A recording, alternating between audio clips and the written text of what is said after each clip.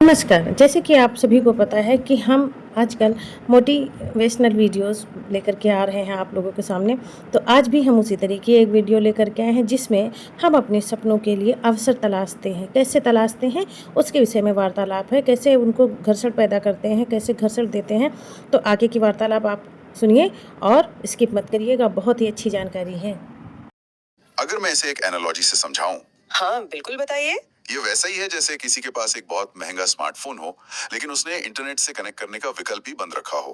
अरे वाह क्या बात है। क्षमता तो फोन में बहुत है, लेकिन बिना नेटवर्क के यानी बिना दूसरों से मदद मांगे वो किसी काम का नहीं है। बहुत ही शानदार एनालॉजी है। और अगर विज्ञान की भाषा में कहूं, तो अगर कोई व्यक्ति सिर्फ अपनी योग्यता के भरोसे बैठा है, तो वो भौतिक विज्ञान के पोटेंशियल एनर्जी या स्थितिज ऊर्जा की तरह है। क्षमता तो बहुत है लेकिन कोई गति नहीं है। एग्जैक्टली उस ऊर्जा को काइनेटिक एनर्जी या गतिज ऊर्जा में बदलने के लिए एक बाहरी बल की जरूरत होती है, और स्रोत के अनुसार वो बल मांगना है। ये ऊर्जा का रूपक इस पूरी धारणा को बहुत स्पष्ट कर देता है। और ठीक इसी तंत्र को समझाने के लिए श्रुत में अलादीन फैक्टर का रूपक इस्तेमाल किया गया है। अलादीन फैक्टर मतलब वो चिराग और जिन वाला। हाँ वही। अलादीन और उसके जादुई चिराग की कहानी तो सभी जानते हैं, लेकिन उस कहानी का सबसे महत्वपूर्ण हिस्सा जिन नहीं है। तो फिर क्या है? वो घर्षण या फ्रिक्शन है जो चिराग को रगड़ने से पैदा होता है। ओहो, रगड़ना। हाँ, जब तक चिराग एक कोने में रखा है वो सिर्फ पीतल का एक पुराना बर्तन है।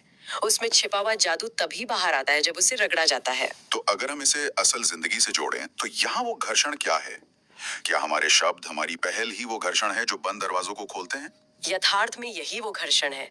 असल जिंदगी में कोई जादुई जिन आसमान से नहीं उतरता। काश उतरता, लेकिन ऐसा होता नहीं है। बिल्कुल नहीं।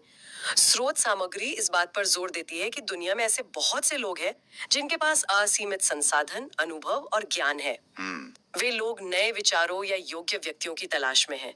लेकिन समस्या ये है कि वे लोगों के दिमाग नहीं पढ़ सकते। हाँ, किसी को क्या पता कि आपको क्या चाहिए? एग्जैक्टली जब कोई इंसान अपनी जरूरत व्यक्त करता है, जब वो एक सवाल पूछता है, तो वो उस चिराग को रगड़ रहा होता है। तो मतलब मांगना ही वो एक्शन है। हाँ, वो पहल दुनिया को ये संकेत देती है कि वो व्यक्ति मदद लेने और आगे बढ़ने के लिए पूरी तरह से तैयार है। लेकिन एक कदम पीछे हटकर सोचे तो ये मांगने की प्रक्रिया कई बार उल्टी भी पड़ सकती है। वो कैसे? मान लीजिए कोई व्यक्ति सीधे किसी सीईओ के पास जाकर कहे कि मुझे अपनी कंपनी में एक बड़ा पद दे दो। ये अलादीन फैक्टर नहीं बल्कि बेवकूफी कहलाएगी। हाँ ये तो है। मांगने और सिर्फ दूसरों पर बोझ बन जाने के बीच एक बहुत ही महीन रेखा होती है।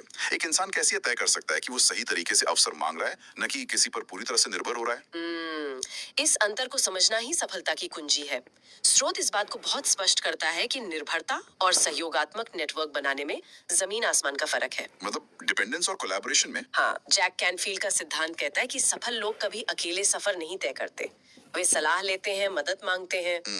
निर्भर होने का मतलब है कि कोई इंसान अपनी गाड़ी का स्टीयरिंग व्हील ही किसी और के हाथ में सौंप दे और कहे कि अब तुम मुझे मंजिल तक पहुंचाओ। जो कि कोई नहीं करना चाहेगा। बिल्कुल।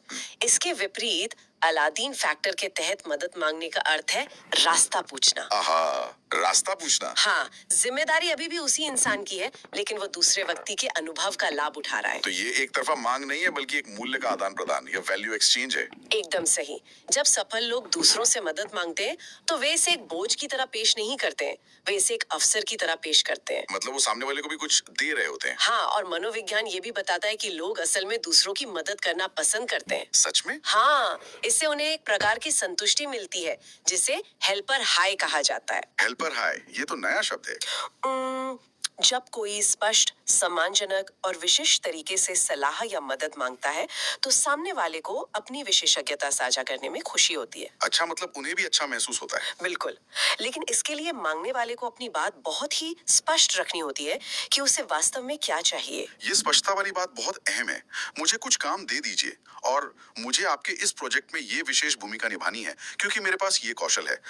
इन दोनों में बहुत बड़ा अंतर है। बहुत बड़ा अंतर है। पहला तरीका निर्भरता को दर्शाता है और दूसरा तरीका एक मजबूत साझेदारी का प्रस्ताव है। एग्जैक्टली। लेकिन चलिए अब उस बिंदु पर आते हैं जो इस पूरी प्रक्रिया की सबसे बड़ी मनोवैज्ञानिक दीवार है। हाँ बताइए। कोई इंसान कितनी भी अच्छी तरह से क्यों ना मांगे, एक चीज जो निश्चित रूप से उसके सामने आएगी वो है अस्वीकृति, यानी ना सुनना। रिजेक्शन।